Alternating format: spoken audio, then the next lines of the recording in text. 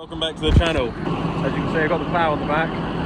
Got going with it the other day, the Dowdeswell, and it's all set up now thanks to Arthur from the Ploughing Club and Richard who helped me out with the Dowdeswell for setting it up. So it's all been adjusted and set up for ploughing the mucking, which we've nearly done, and now we're ploughing this field here, which is previously had stubble on it, then it had turnips, and then the sheep grazed it, and now we're ploughing in what was the turnips basically, so stubble turnips anyway. Anyway, we're going to cab.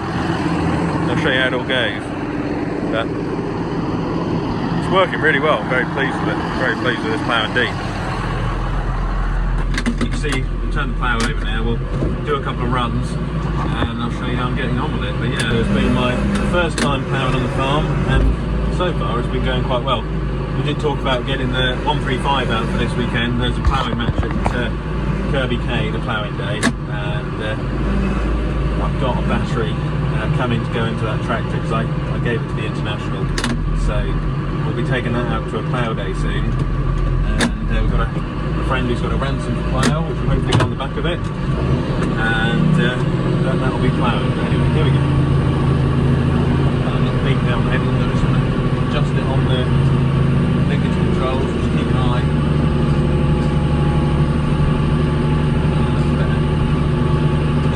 It's just when those points are wearing, it just won't dig into the ground enough, but that'll be alright when I get it in the workshop.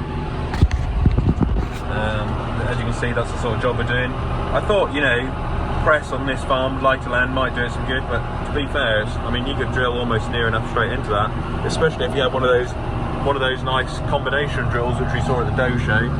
Other than that, it's going pretty well. Here we go, got the seagulls who have obviously clocked to where about this afternoon. And see, a little bit too deep there, just lift it up again on the linkage.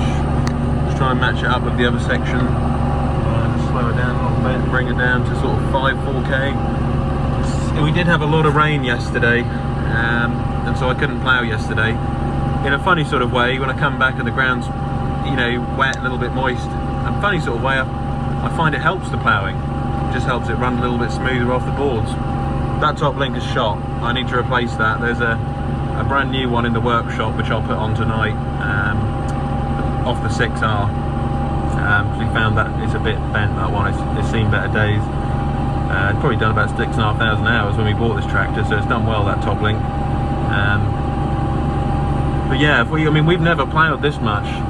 That's one benefit of having your own plough, is you can really press on and plough as much as you want. We've always been a big fan of the plough because you're turning the land over, getting the oxygen into the soil.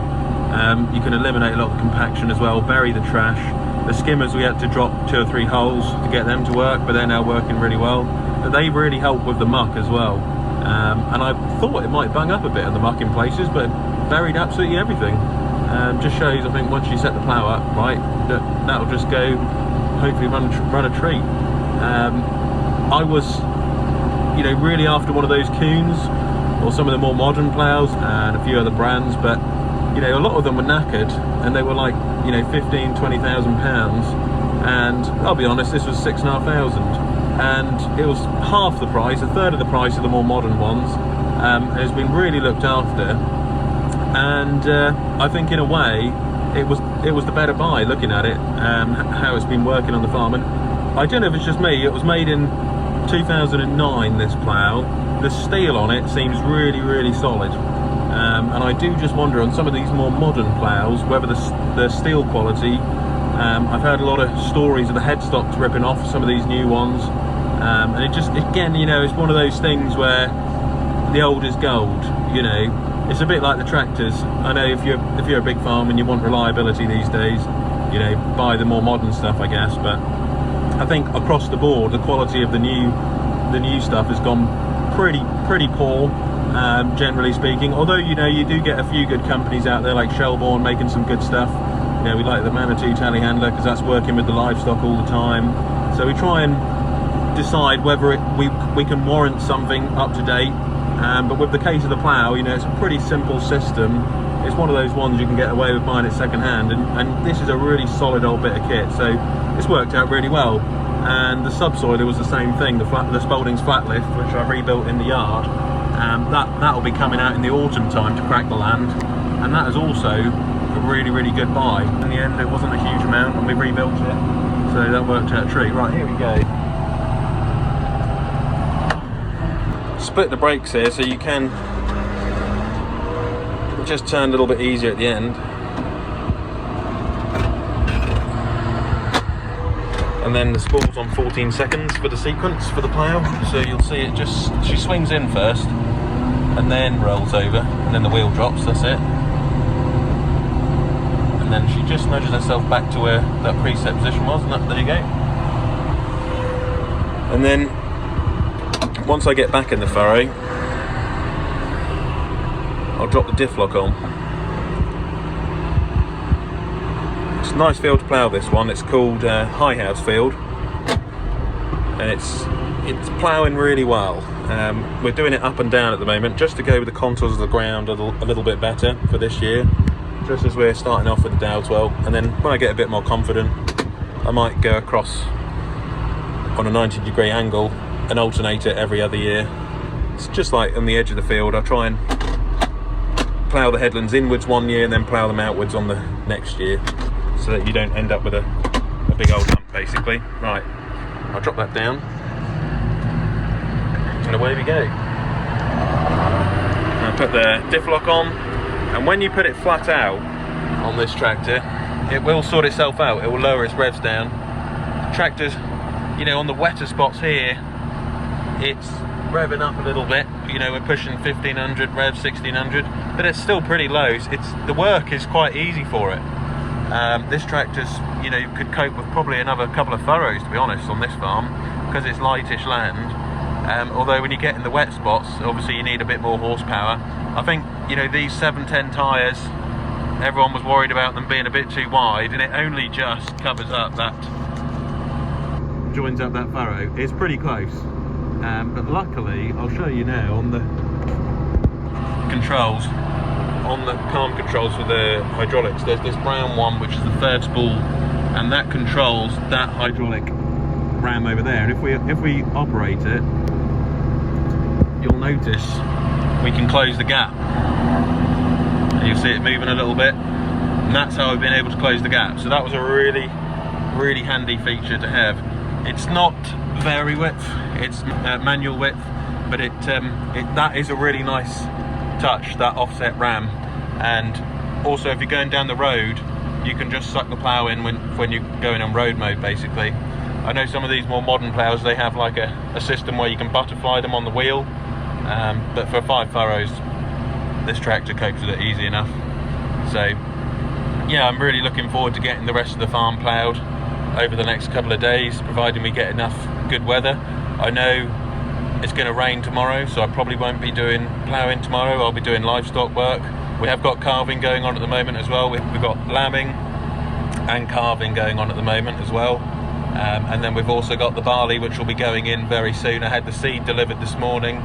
So Laureate is the variety of barley which is going in, and it's a malting barley.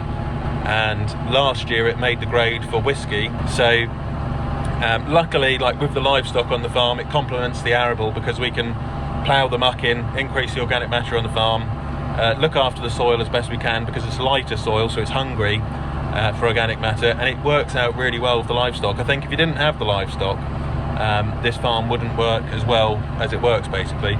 So I'm really happy with that. And you know, we're just a small mixed family farm, which of course is currently under threat by Keir Starmer, BlackRock, hedge fund and Vanguard, and of course Bill Gates as well. They are after the small family farms because they don't like small independent people who basically work hard and have their own freedoms basically. So it's a sad world that we live in, unfortunately, you know, but people are protesting. There's a big protest on March the 4th in London, which I'm hoping to go to, providing I can get enough time away from the farm, and we will do a massive rally there. And there's going to be a lot of freedom protesters as well, who believe in free speech and basically just putting things back to how they were, you know, a couple of decades ago, and that's all we want. Less control from the government basically, so that'll be quite good.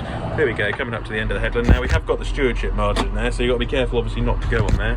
What I'll do is just pick it up.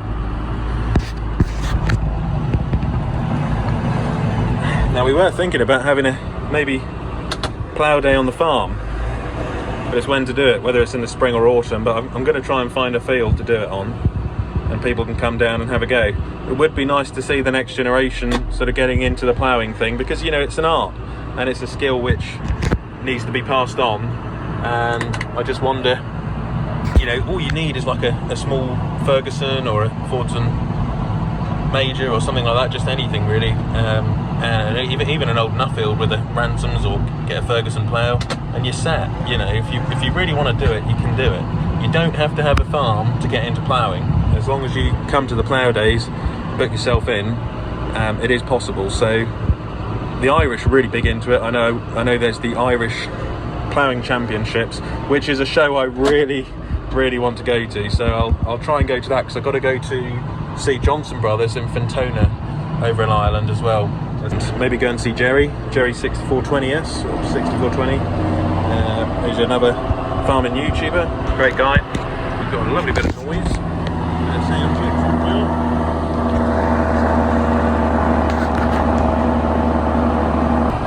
Anyway, keep an eye out for the 135, which will be on the Ransoms plough before long.